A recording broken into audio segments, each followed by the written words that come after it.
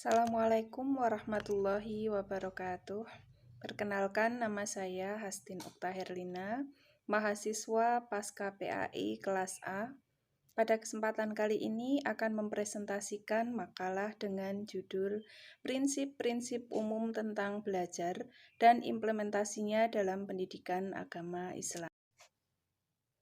Salah satu tantangan dalam konteks pendidikan yang harus dihadapi oleh guru dalam kelas adalah menarik perhatian peserta didik terhadap materi yang akan diajarkannya dan berusaha mempertahankan perhatian tersebut.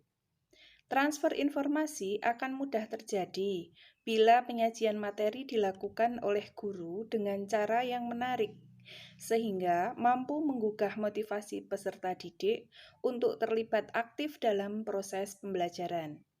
Kemampuan guru memberi tantangan dan mengerti style belajar yang bervariasi dapat membantu peserta didik lebih bergairah dalam belajar. Pendidikan agama Islam dalam konteks kebijakan pendidikan nasional merupakan salah satu mata pelajaran yang diselenggarakan pada pendidikan formal di setiap jenjang pendidikan.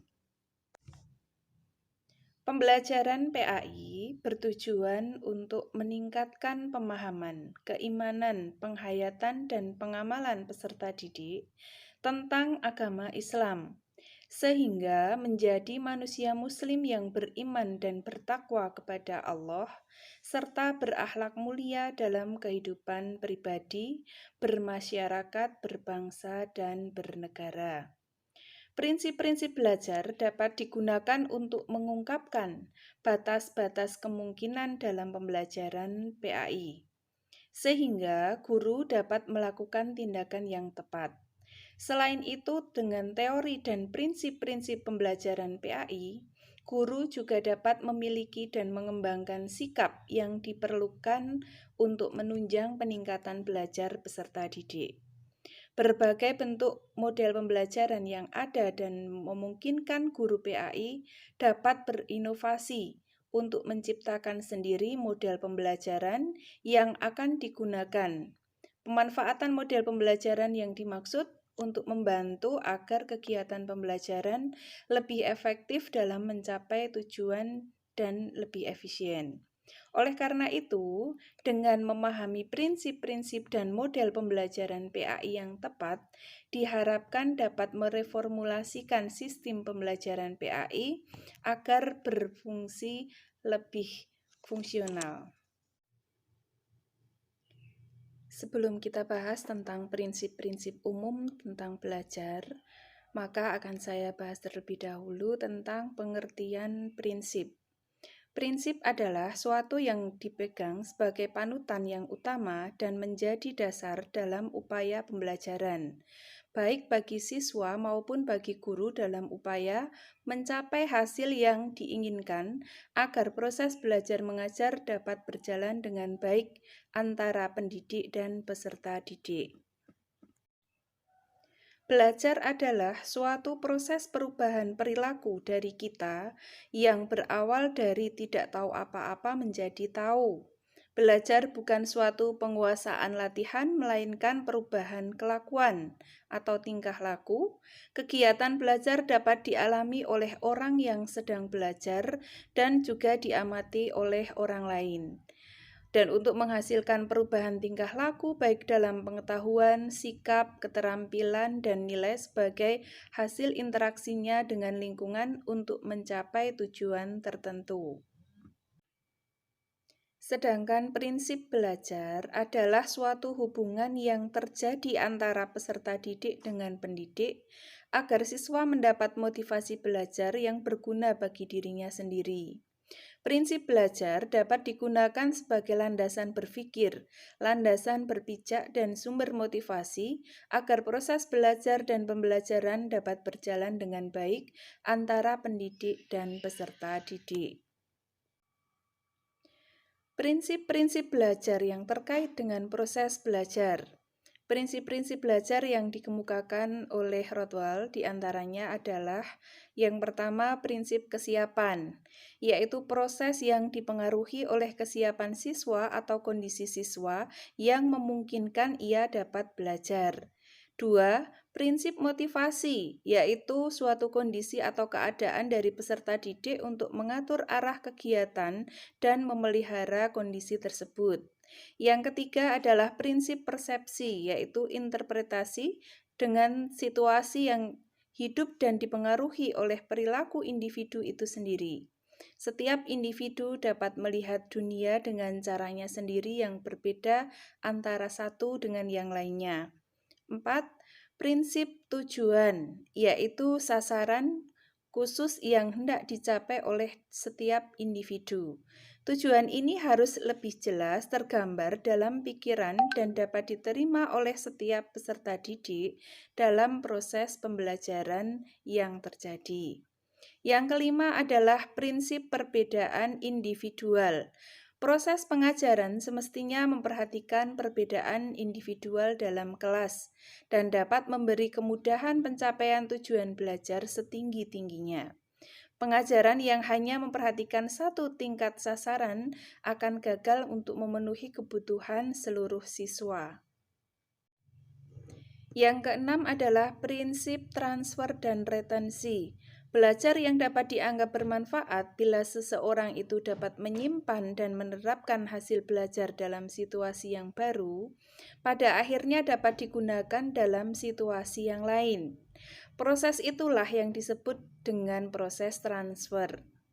Yang ketujuh adalah prinsip belajar kognitif. Belajar kognitif mencakup asosiasi antara unsur pembentukan konsep, penemuan masalah, dan keterampilan memecahkan masalah yang selanjutnya membentuk sebuah perilaku baru, berpikir, menalar, menilai, dan berimajinasi. Yang kedelapan adalah prinsip belajar afektif. Belajar afektif akan mencakup beberapa unsur yaitu nilai emosi, dorongan, minat, dan sikap. Prinsip belajar afektif seseorang akan menemukan bagaimana ia menghubungkan dirinya dengan pengalaman yang baru. 9. Prinsip belajar evaluasi. Belajar evaluasi dapat mempengaruhi proses belajar saat ini dan selanjutnya. Pelaksanaan pelatihan evaluasi memungkinkan bagi individu untuk menguji kemajuan dalam mencapai sebuah tujuan. Yang ke-10 adalah prinsip belajar psikomotor. Proses belajar psikomotor individu menentukan bagaimana ia mampu mengendalikan aktivitas ragawinya. Belajar psikomotor mengandung aspek mental dan aspek fisik. Selanjutnya adalah prinsip pembelajaran dalam pendidikan agama Islam. Berbicara tentang prinsip pembelajaran PAI berarti berbicara tentang asas yang mendasari pelaksanaan pembelajaran PAI. Al-Nahlawi menyebutkan bahwa ajaran Islam mempunyai prinsip dasar yang dapat dijadikan landasan dalam aktivitas pembelajaran, yaitu bahwa manusia adalah makhluk Allah. Oleh karena itu, segala aktivitas hidup manusia termasuk kegiatan pembelajaran ditetapkan dalam konteks merealisasikan fungsi hidup manusia sebagai makhluk Allah. Di sini ada beberapa prinsip-prinsip yang dikemukakan oleh ahli pendidikan Islam, yaitu diantaranya yang pertama, perhatian dan motivasi. Perhatian mempunyai peranan sangat penting dalam kegiatan belajar peserta didik. Perhatian dalam proses belajar akan timbul pada siswa apabila bahan pelajaran sesuai dengan kebutuhannya. Apabila perhatian ini tidak ada pada siswa, maka siswa ini perlu dibangkitkan lagi perhatiannya. Selain itu juga perhatian digunakan sebagai pemusatan energi psikis terhadap suatu objek. Makin terpusat perhatian pada pelajaran, maka proses pelajaran tersebut akan semakin baik dan hasilnya akan semakin baik juga. Di samping perhatian, motivasi mempunyai peranan yang sangat penting dalam kegiatan belajar antara peserta didik dengan pendidik. Motivasi yaitu tenaga yang menggerakkan dan mengarahkan aktivitas seseorang. Motivasi juga mempunyai tujuan yang merupakan salah satu tujuan dari proses pembelajaran. Yang kedua adalah keaktifan. Dalam setiap proses belajar, siswa selalu menampakkan keaktifan. Keaktifan itu beraneka ragam bentuknya, mulai dari kegiatan fisik yang mudah kita amati sampai kegiatan psikis yang susah diamati. Yang ketiga adalah keterlibatan langsung atau pengalaman.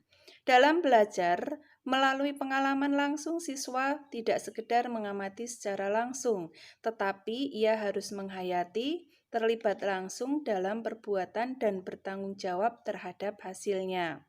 Yang keempat adalah pengulangan.